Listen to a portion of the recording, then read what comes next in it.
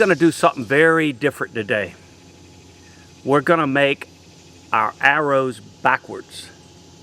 I'll show you what I mean. This is a typical cane arrow, and it has a foreshaft, and the heavy, wider, thicker end of the cane is forward. And my belief has always been that the forward weight needs to be here. You know, it helps guide the arrow. When you throw a heavy stick, you know, the heavy end wants to go forward, so naturally this was the natural way to make an arrow.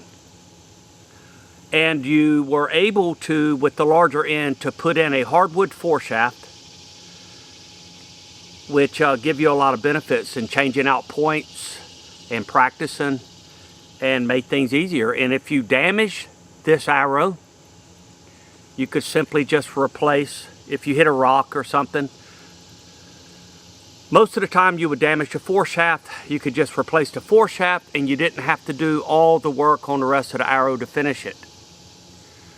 Well, what we're going to do today is make the arrow backwards, where the skinny end of the cane is actually pointed forward, and we will put our flint point in the skinny end and fletch the heavy end.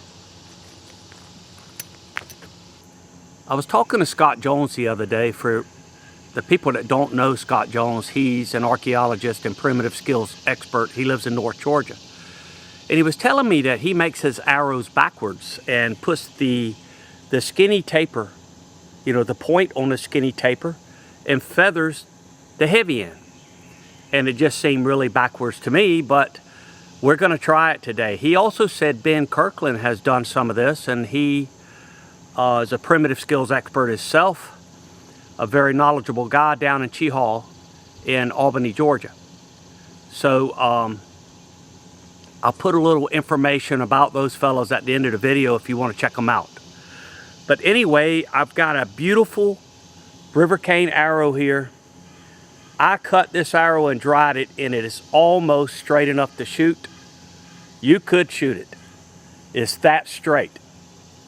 Now, why would I do that? Well, I don't think the spine's going to change much. But what it does eliminates me using the foreshaft. So there's a lot less work to begin with. I get a nice taper that should aid in penetration, because I don't have all these wraps and segments, which, you know, can slow the arrow up somewhat. Now, when I make a foreshafted arrow, I make it as streamlined as possible, but there's still going to be some resistance when you're putting components together. This arrow is naturally tapered.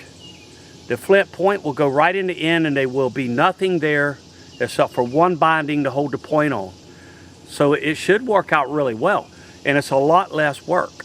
So we're just going to see. The only thing is the weight being on the back end, but I think the feathers will compensate and keep this arrow straight.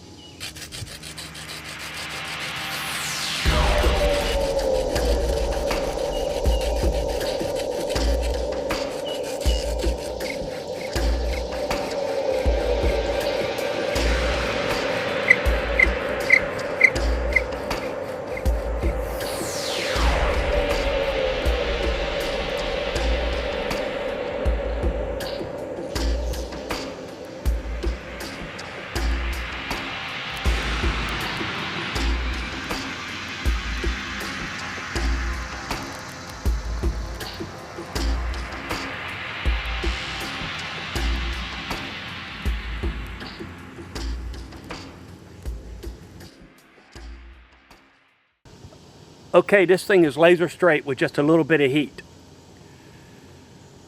It's a simple arrow to make, very simple. All I got to do now is cut in 2 notches, one for the bowstring, one for the point, and tie my feathers on. Then we're going to shoot it and see how it shoots. I'm really interested to see how this experiment goes. Okay, let's continue.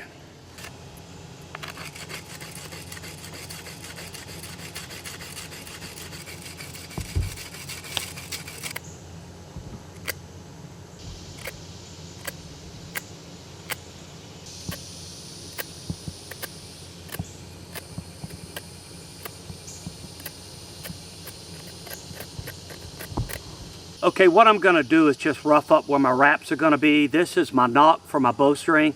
I'm gonna wrap some sinew there, but I just rough up the cane a little bit. The same on the point end, and the same under the feather wraps, and it's that simple. And we'll be shooting this arrow in a few minutes. Really fast to make, easy to make. I just hope it flies well. We'll see. If it flies well, I may try to use one of these to take a deer this year. So yeah, I'm kind of excited to see what the outcome's going to be.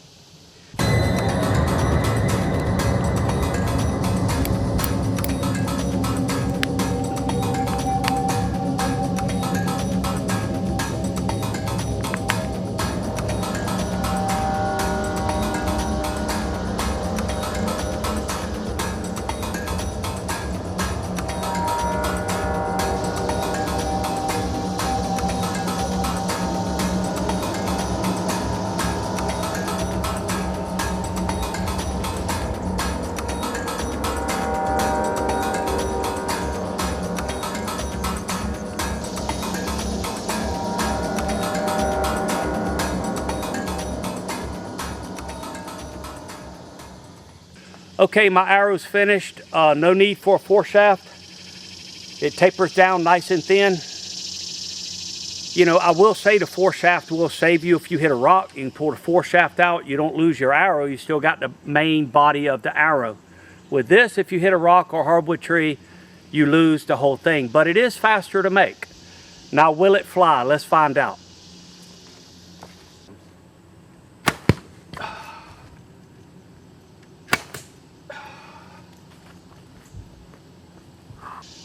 I'm not happy with the backwards arrow. Couldn't hit with it. It was kind of erratic. And I took my standard arrow with the weight forward, drilled the target first shot.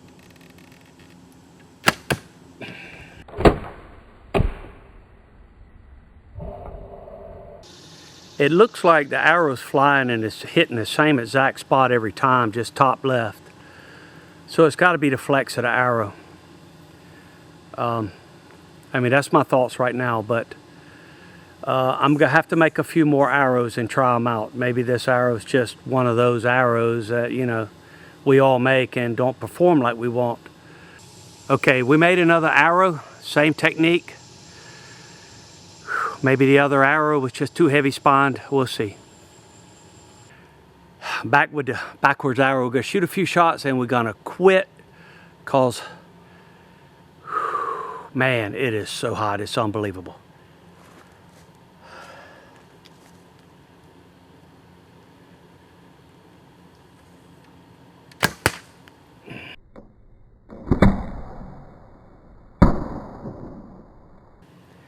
Okay, it looks like the arrow made backwards hit bullseye.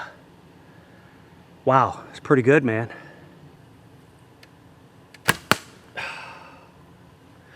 Same hole, hit the same hole.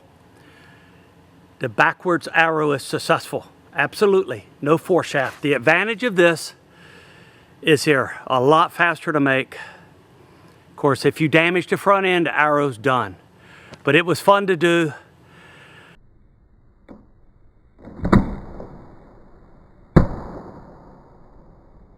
Just about in the same hole, maybe a ½ inch off, maybe 1 inch to the right from the center.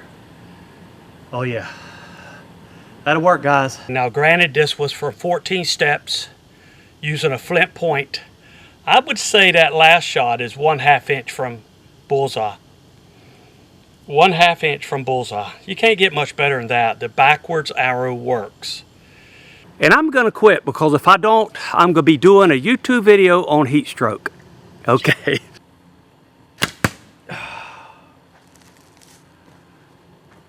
Absolutely, I took a third shot. I said I wouldn't do it. Maybe an inch high, dead in the boiler room of a deer, a dead deer. I may kill a deer with this arrow this year. That thing flies good. You know, it pays to experiment, guys. Pays to experiment. Okay, to show you the accuracy of that arrow, I can cover 2 of the shots, and one's a 1/4 inch out of that diameter, which is a paint can top. So shooting at the rib cage of a deer, no problem. Just hold it slightly behind the shoulder, 1/3 up from the bottom, and let it rip. These 2 shots were almost bullseye, 1/4 inch from center. I had one that touched the top of the X, but was maybe 1 1/4 inch, 1.5 inches from the center up. Still not bad for the backwards arrow.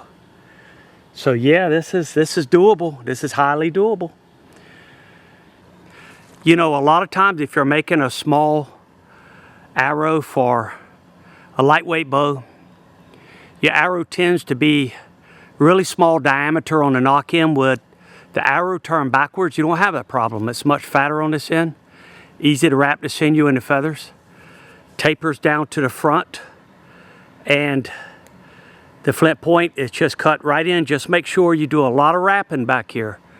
Put some strong wraps so nothing splits. That cane's really strong, so I could send this right through a deer, and I'm probably going to. I'll just replace this point with a super sharp flint point and shove it right through the rib cage of a deer when the weather's much cooler than it is now. I am done. Thanks for watching. Got some great videos coming.